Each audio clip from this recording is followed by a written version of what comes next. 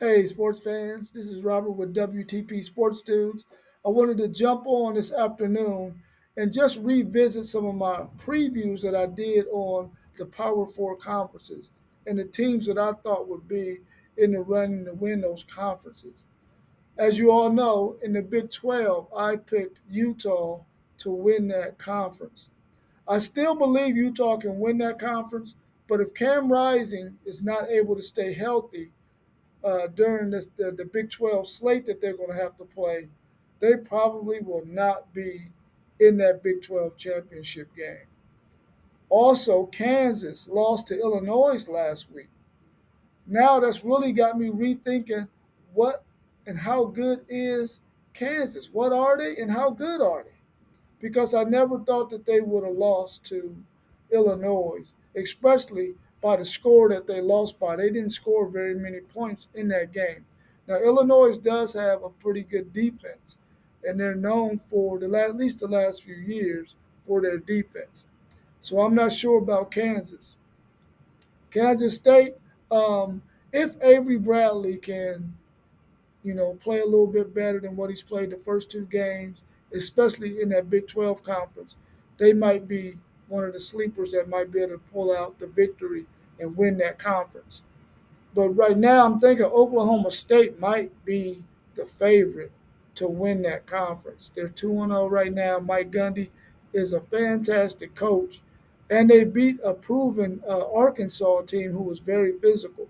And they came back in that game and won it in overtime, which is a really, really promising thing for Oklahoma State to be able to be down like they were, I think, by two scores and be able to pull out that victory.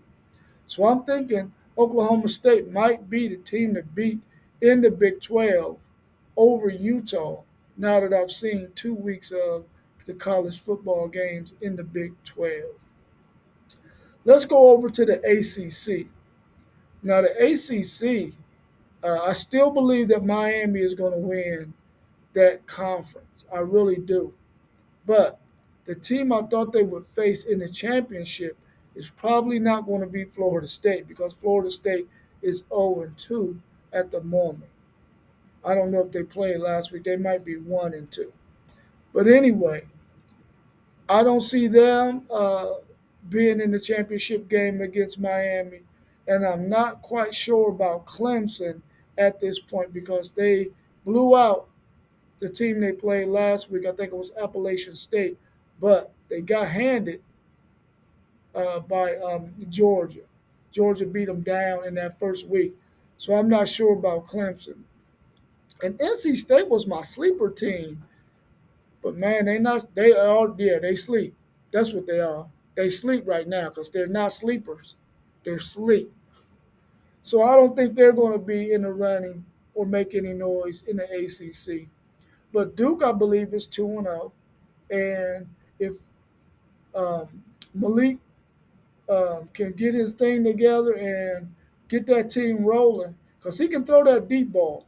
If he get those intermediate to short throws together, Duke could be a pretty solid team. Now defensively, they're not all that great, but if Malik Murphy can get his thing together, they might be one of the teams that might be able to creep up into that championship game against Miami and also Boston College.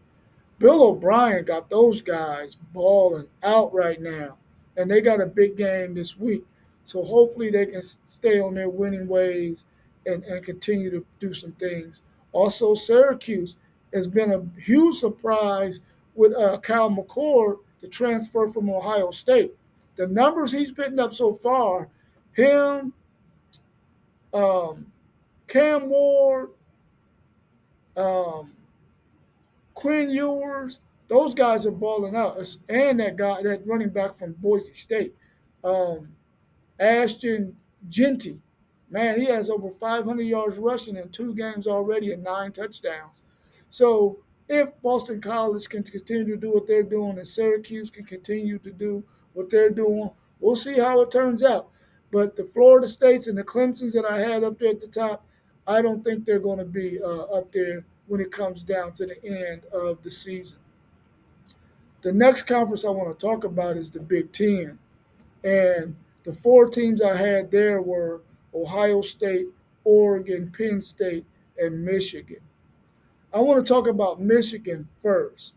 And I really do believe that Michigan's floor is now 7-5 as opposed to 9-3. I really do believe that they could probably lose 5 games if they don't stick to the game plan that they have of running the football. If they can't run the football, they could lose 5 games because they have already lost one. They got to play USC, which is another game they could possibly lose.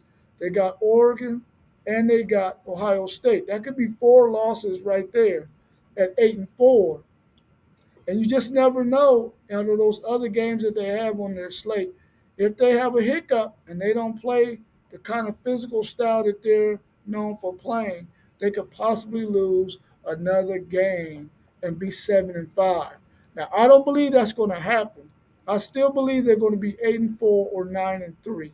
So we'll have to wait and see how that turns out for the Michigan Wolverines. But I also do believe that they need to make sure that they give all the first team reps to Davis Warren and go ahead and put Orgy on the back burner, give him a package where he might come in short yardage situations or goal line, put a package in for him there, and that's it. But Davis Warren should be their number one quarterback from here on out, getting all the first string reps. Go ahead and put Orgy on the back burner because he's not it for you this season. But Davis Warren has some athleticism and he can throw the ball well enough for them to be able to make some things happen.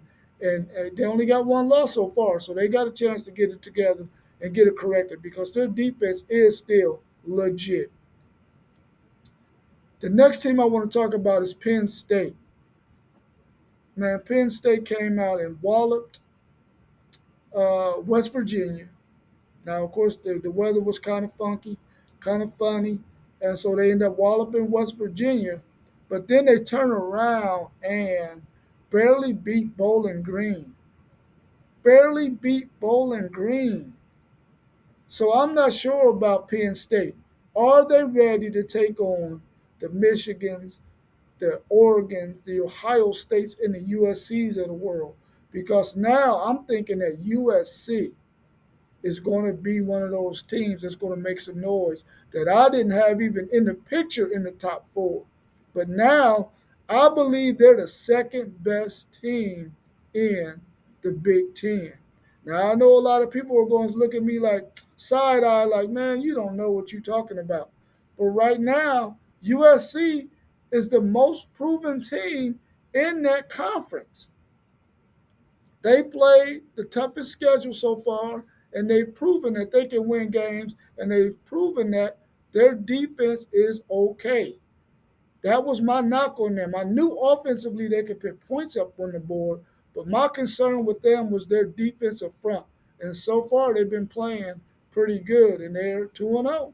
So you just never know what might happen, but they got some serious games that they still got to play in that Big Ten. So we'll see how that goes. Oregon, you gave up 192 yards rushing to Ashton Genty and 3 touchdowns. You were my number 2 team in the Big Ten behind Ohio State. And I don't believe you're in the top two. I think you're probably 3, 4, or 5 in that conference. And it'll get to play out because you got to play everybody that's up there at the top of the Big Ten. So we're going to see what happens with you. But you got to learn how to stop the run. You're in the Big Ten, and it's smash mouth all day. If you can't stop the run, they're gonna give you a heavy dose of it and run you out the stadium. So you might as well get your big guys up there in the front and start packing that box because they're gonna come running for you if you can't stop the run. If you like Washington was last year, you're in trouble in that Big Ten. So I got them falling out of my number 2 slot in the Big Ten, and they're probably down around 3, 4, 5.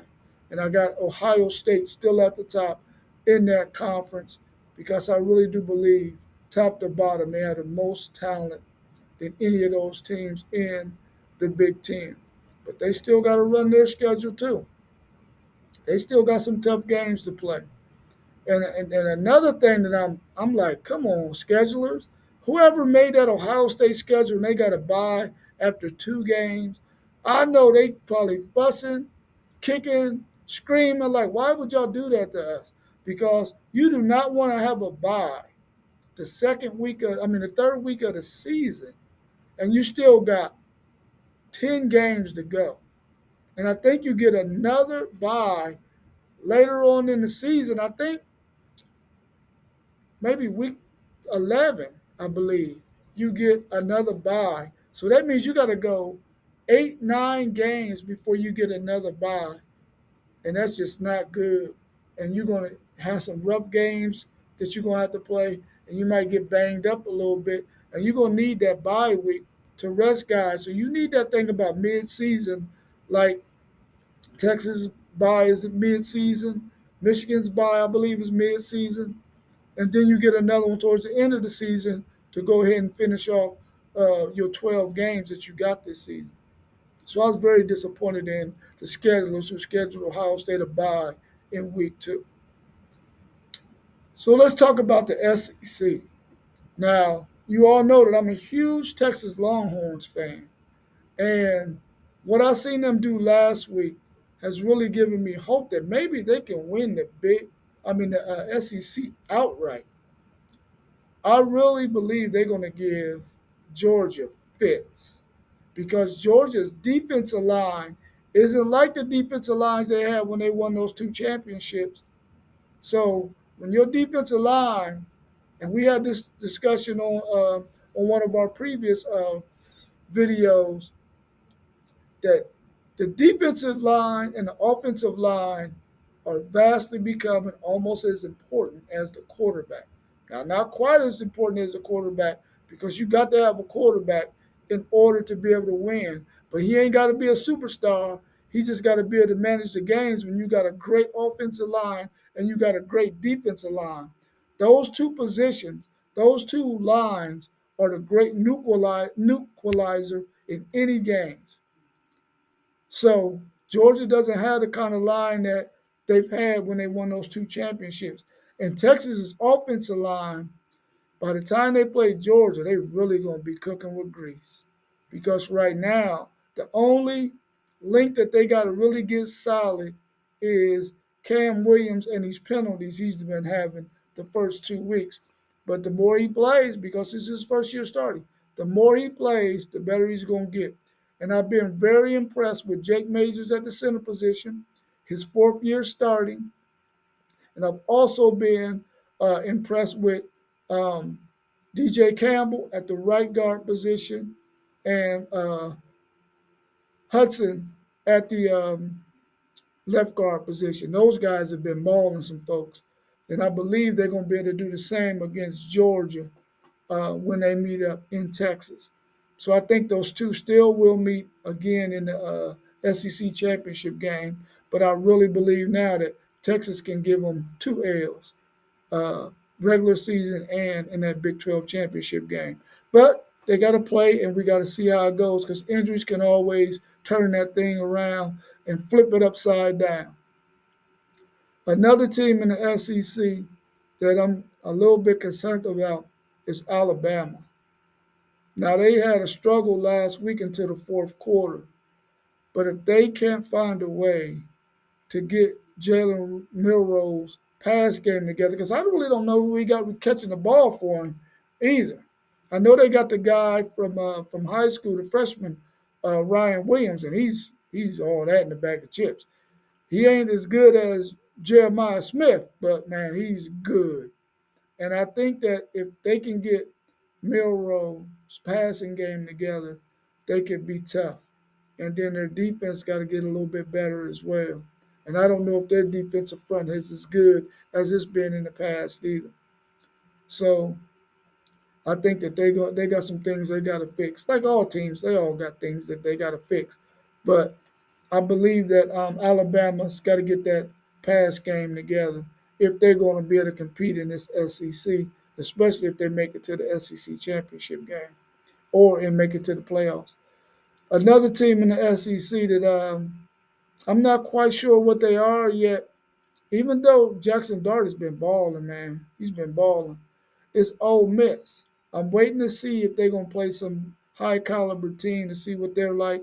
And Missouri is going to get a good test this week, um, just to see, to check their pulse and see if they really are as good as the ratings in the AP poll got them ranked at.